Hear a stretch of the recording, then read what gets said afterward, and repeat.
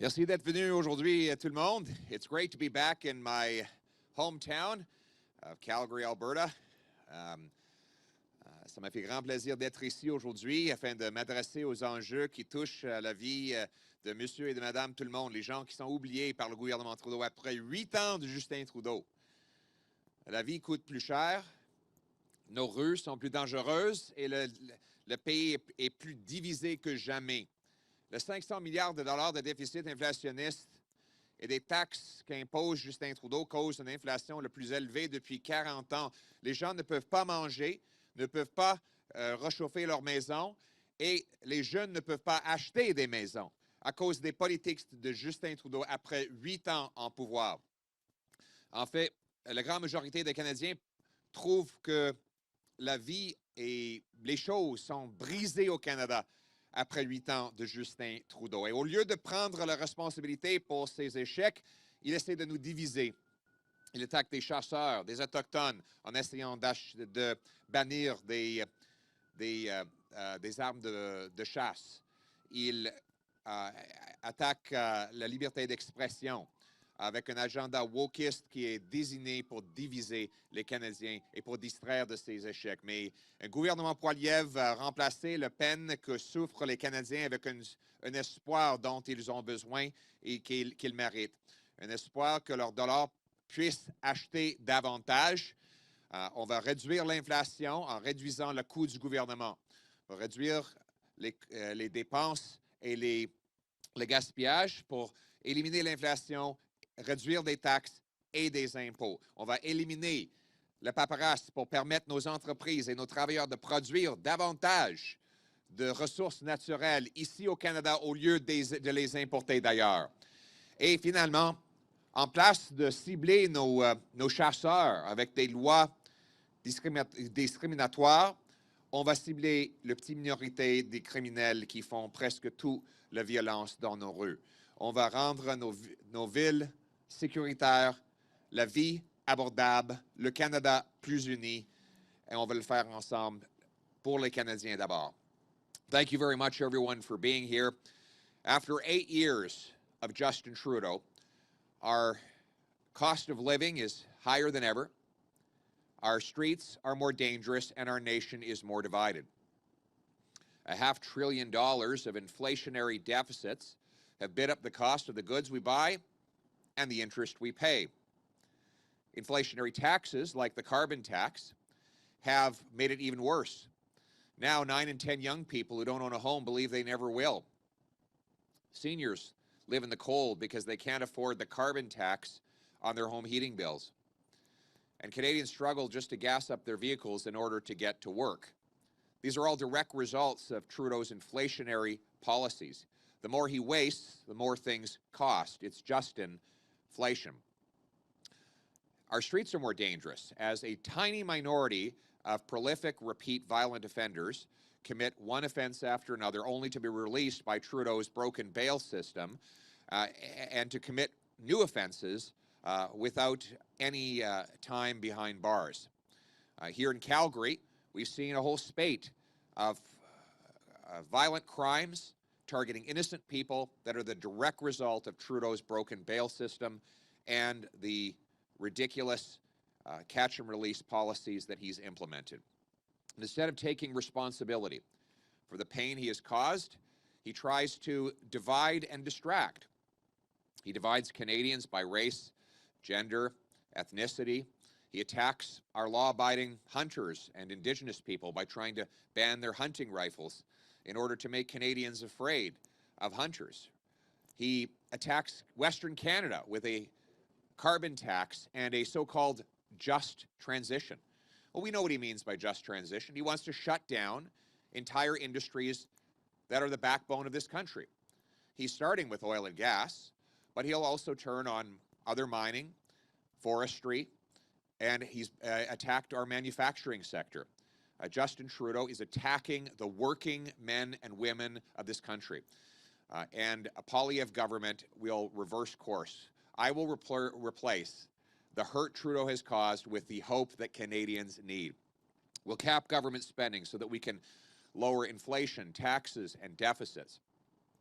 We'll get rid of the regulatory red tape and gatekeepers to develop more of our resources and supply ourselves with our energy here in Canada. In other words, we will bring it home. We will bring home our jobs, our businesses, and our money. We will allow First Nations people the chance to take control of their money rather than sending it to Ottawa and having overbearing bureaucrats decide for them. Now, this week I will be speaking to the National Council of Chiefs who are fighting to end poverty through resource development here in Canada. I want them to not only develop those resources and enjoy the economic benefits, but to bring home the direct revenue so that their local First Nations governments can decide how to spend their money rather than having faraway bureaucrats in Ottawa decide for them. We will reform the criminal justice system to target the very worst repeat violent, prolific offenders, the ones who commit 50, 60, 70 offenses, sometimes with impunity. And we will restore unity in this country. We'll stop Trudeau's approach of divide and distract and instead unite all Canadians for hope. Now, let's bring it home. Thank you very much, and I welcome your questions. We'll have time for 5 questions. Rick Bell, Calgary Sun. Welcome back to Calgary. Thanks, Rick. I'm going to sneak in something very quickly here. You were talking about crime. Yesterday there was an announcement the provincial government is starting with 12 sheriffs, and there could very well be more brought in to patrol the streets along with city police because of the crime, the social disorder in the inner city and transit stations. What could you do, or first of all, what do you think about that whole situation? It's happening in other cities, and it is happening in Calgary, your hometown. And what do you think the federal government could do to assist in this? So this is the widespread open drug use, the assaults on people, the whole crime and social disorder. Thank you very much, Rick. Everything feels broken in Canada today. Communities are coming apart. This is a problem from coast to coast. So we can't blame a local police force, municipal government, or even province. It's just as bad, if not worse, in Vancouver, Montreal, and Toronto. Obviously, the problem is national in nature, and it has happened after 8 years of Justin Trudeau. Why is it happening? 1, people are falling into poverty. You got 1/5 of people are cutting their groceries, or they're cutting their meals because they can't afford to eat. And so then they're ending desperate and on the streets and addicted to drugs. And that's because of the inflationary policies Trudeau's implemented that have driven up the cost of everything. 2, he's implemented a catch and release policy that allow the most prolific repeat violent offenders to go back onto the street again and again and again. You might think that our country is being overrun with thousands upon thousands of criminals. It's not. It's a tiny minority of repeat offenders who do almost all of the crime. The British Columbia Union of Mayors wrote a letter recently in which they said that the same 40 offenders were arrested in Vancouver 6,000 times. 40 people arrested 6,000 times in a year. That's 150 arrests per person per year. Now, if you take those 40 people and put them behind bars, you would have spared 6,000 people the victimhood of having been attacked on the street with an ice pick or lit on fire or robbed at gunpoint. 40 people. Now, why are the same 40 people being released again and again? Well, Trudeau's bail law requires they be released. So police arrest the same people often 3 or 4 times in the same day. But we need to get rid of Trudeau's broken bail system and replace it with a common sense bail law that says if you have multiple prior convictions for violent offenses and you are rearrested, you don't get out on bail until you're either acquitted or convicted and complete your sentence. And the final thing is that Trudeau's approach of flooding our streets with the most dangerous drugs under the so-called slogan of safe supply has been a total disaster. We see it in Vancouver, where The number of overdose deaths is up 300% under Trudeau and the NDP in that province.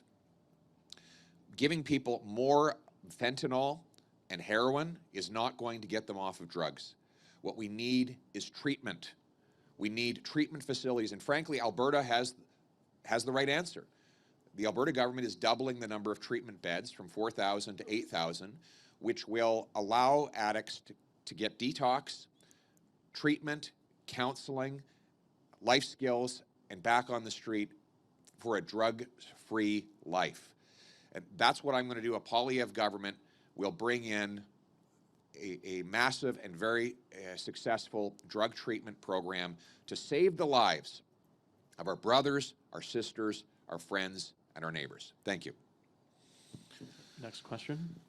Hi, Elise Fonchio with CBC. Thanks for taking our questions. You've called on the Prime Minister to defend Canada, especially in the wake of these balloons that we've seen shot down. What specifically do you want to see done? And for example, would you ask Canadian universities to cut all ties with China? Canadian universities should be banned from doing research projects in alliance with any foreign dictatorship, including the dictatorship in Beijing. It is appalling that Justin Trudeau has allowed federal tax dollars to fund research projects with the communist regime in Beijing that could be used by that country's military in acts that are against our national interest. Justin Trudeau has been asleep at the switch. He's been warned by CSIS for years about foreign interference and threats to our security, and he has done nothing other than appoint a committee to look into it. A Poilievre government would bring in an early warning system to protect our airspace. We would have bought the F-35s originally, something Trudeau canceled and therefore delayed, costing us billions of dollars and many years. We would increase our involvement in NORAD so that we have better capabilities to detect anything that enters into our airspace. We'll pass laws to protect against foreign interference in our political process. And Canada will, under my leadership, will stand in solid alliance with all of the democracies around the world that are combating dictatorships like the one in Russia and in Beijing. Thank you. Next question. Thank you. Tyson Fedor with CTV. Welcome home, Mr. Poilievre. Thank you. First of all, I just want to get your thoughts. Last week, as we know, the premiers were in Ottawa for that healthcare announcement deal. Just want to understand whether or not you were able to sit down and speak with Premier Danielle Smith here in Alberta out there. What was talked about, and do you share those concerns that she has in regards to upcoming just transition legislation? Thank you very much. I did have a chance to speak with Premier Smith. We talked about healthcare, public safety, and defending Canada's proud energy sector. I do share Alberta's concern. Just give that a second there. I do share Alberta's concern about Trudeau's anti-energy and anti-resource agenda. He has said that he wants to phase out our oil sands. He says that Southern Ontario should move away from manufacturing. He has attacked our mining sector. This is a deliberate, radical agenda by the costly coalition of the NDP and Justin Trudeau to shut down our resources and make us hopelessly dependent on foreign polluting dictatorships. Every time Justin Trudeau attacks our energy sector, a big smile appears on the face of Vladimir Putin, because it means him and other dictators like him will control more of the world's energy market, when in fact we have the most ethical energy on planet Earth. When Trudeau took office, we had 15 proposed natural gas liquefaction and export terminals on his desk. 0 have been completed. What does that mean? It means that Asia burns more coal, pumping greenhouse gases into the atmosphere rather than using clean Canadian natural gas. It means that Putin dominates the European energy market and uses that dominance to raise funds to fund his war against Ukraine. We could be displacing those dictators, but yet when the Japanese Prime Minister and the German Chancellor come here asking for our natural gas, Trudeau says, no, go talk to Vladimir Putin. He'll give you all the gas you need. When I'm Prime Minister, I'll repeal C-69, the anti-energy law. I'll clear the way for our mines, our resources, and our natural gas export terminals. We will liquefy natural gas in Canada.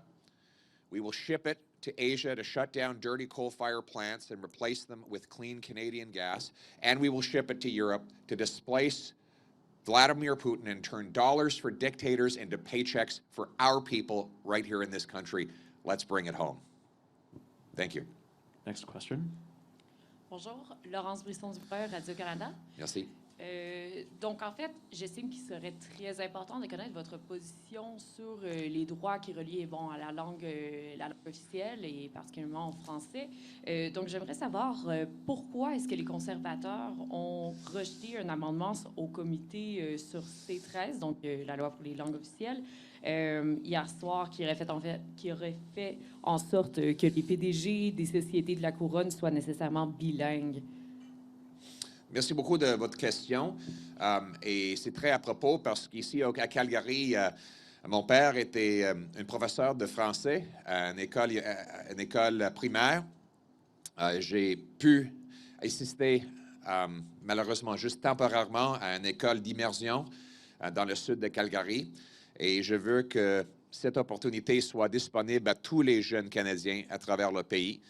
Je tiens à cœur la langue française et c'est un grand atout pour tout le monde à travers le pays de pouvoir apprendre la langue française. Par rapport aux sociétés d'État, c'était certainement un grand atout d'être bilingue et on va encourager ça. Et moi, je pense que tous les PDG de ces entreprises-là devraient essayer de communiquer dans les deux langues officielles en même temps qu'on permette les Canadiens à travers le pays, même les gens qui n'ont pas eu l'occasion d'apprendre les deux langues,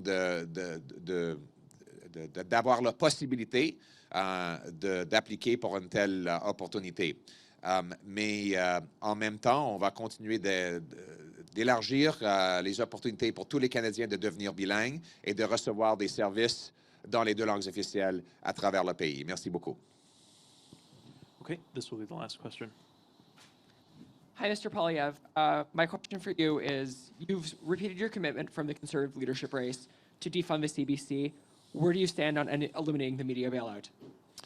Well, I will be putting out an election platform where I will state clearly my stand on all media and communications policy. But let me just say that I believe in freedom of speech. I don't believe government should buy off the media or pay for favorable media coverage, as Justin Trudeau brags about doing.